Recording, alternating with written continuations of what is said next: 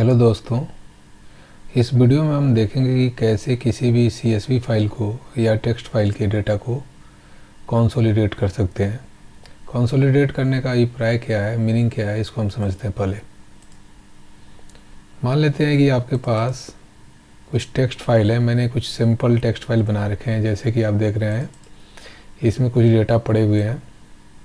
इसी तरीके से आप दूसरे फाइल को भी देख लीजिए। इसमें भी मतलब हेडर जो है, इनके जो डेटा टाइप्स है ना, कॉलम वाइज सेम है, केवल डेटा आपका डिफरेंट है। तो ऐसे मैंने 4 फाइल बना रखे हैं और इन चारों फाइल को मैंने कंसोलिडेट किया तो ये एक फाइल में आ गया सारा। आप देख रहे हैं ये पहले फाइल का डेटा आ गया एक में। तो इसी तरीके से अगर आपके पास CSV फाइल है, CSV फाइल में क्या होता है, कॉमा सेपरेटेड वैल्यू फाइल जिसको कहते हैं। CSV में क्या होता है, एक्सेल की तरह ये एक्सेल में खुल जाता है ये फाइल, CSV फाइल। तो इसमें मान लेते हैं आपके पास ये डेटा है। इसी तरह दूसरा भी आपका CSV है, उसमें भी कुछ डेटा है।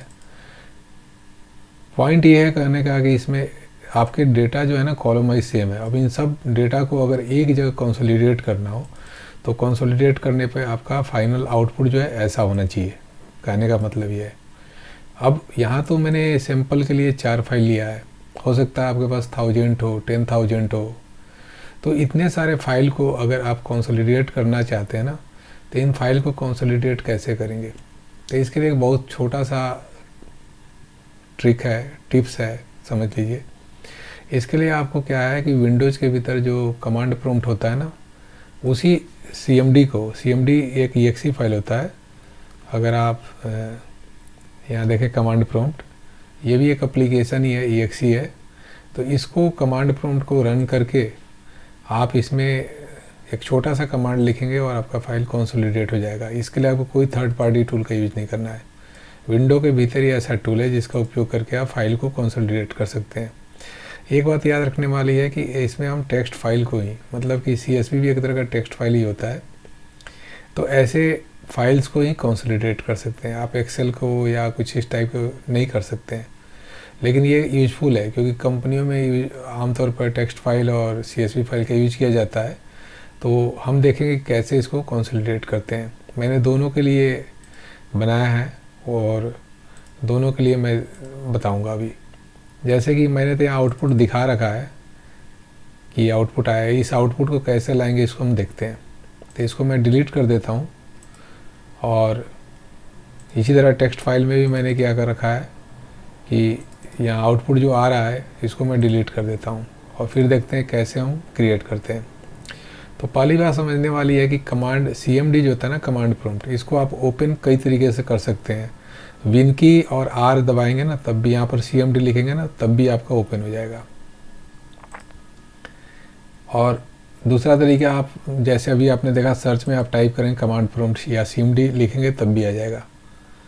तीसरा जो सबसे ईजी तरीका है उसको मैं बताना चाहूँगा। मान लेते हैं कि आपका इस फोल्डर में फाइल्स हैं 10,000, 500, जितने भी फाइल्स पड़े हैं, इनको कंसोलिडेट करना है। तो आप इसके एड्रेस बार पे ऐसे माउस से क्लिक करें और यहाँ लिख दें CMD। तो डायरेक्ट क्या होगा कि आपका जो CMD है, मतलब कमांड प्रॉम्प्ट जो है, खुलेगा। exe फाइल है, ये खुलेगा और डायरेक्ट उसी पाथ पे चला जाएगा। आपको पाथ चेंज करने की ज़रूरत नहीं पड़ेगी, क्योंकि अगर दूसरे तरीके से अगर आप CMD को खोलेंगे ना, तो आपको ये वहाँ पर नहीं खुलेगा जहाँ पर आपका फाइल पड़ा हुआ है। तो ये बेनिफिट है कि आपको अगर जब भी अपने जहाँ फाइल पड़े हुए हैं उसको कंसोलिडेट करना है तो वहाँ जाकर CMD टाइप कीजिए और आपका CMD वहीं पर खुल जाएगा, कमांड प्रॉम्प्ट। अब इसके बाद क्या करना है कि ये जितने भी फाइल है ना, इनको कंसोलिडेट करना है। तो एक छोटा सा कमांड है, COPY कॉपी कमांड है, और स्टार जो है एक वाइल्ड कैरेक्टर है, फिर डॉट और फिर स्टार लिखिए। स्टार का मतलब है कि फाइल की टाइप। यहाँ देखिए TXT फाइल टाइप है। मैंने ये TXT आपको इसलिए दिख रहा है क्योंकि व्यू में जाकर फाइल की एक्सटेंशन मैंने शो कर रखा है, तो TXT दिख रहा है।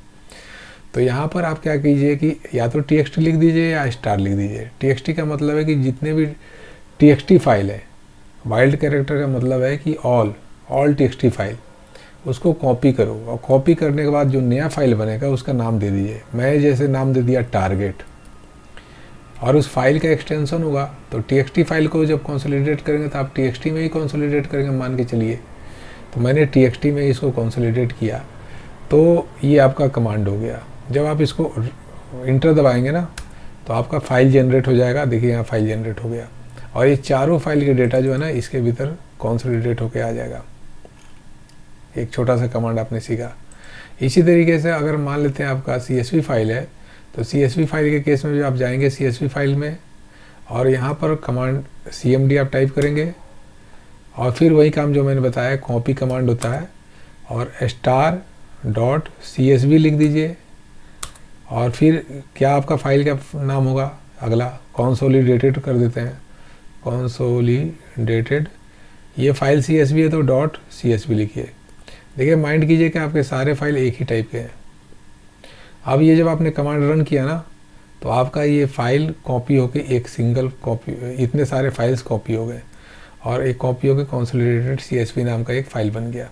उसी फोल्डर में बना क्योंकि मैंने पाथ जो है ना यही दिया है। इसके बाद यहाँ लिखने का मतलब है कि ये उसी जहाँ पर ये कमांड रन हो रहा है उसी जगह ये बनेगा। तो इस तरीके से मेरा ये बन गया। जब मैं इसको ओपन करूँगा तो मैं देखूँगा कि ये सारे फाइल्स जो है ना 1 बाई 1 कंसोलिडेट हुए। उनके हेडर जो हैं आप देख रहे हैं, पहला हुआ, दूसरा फाइल हुआ, फिर तीसरा फाइल का डेटा कंसोलिडेट हुआ, फिर चौथे फाइल का डेटा कंसोलिडेट हुआ है। तो ये बहुत ही यूजफुल और बहुत ही सिंपल ट्रिक था। ठीक है, मैं समझता हूँ कि ये एक यूजफुल टिप्स है और काम आ सकता है कभी भी आपको। ठीक है, thank you for watching the video.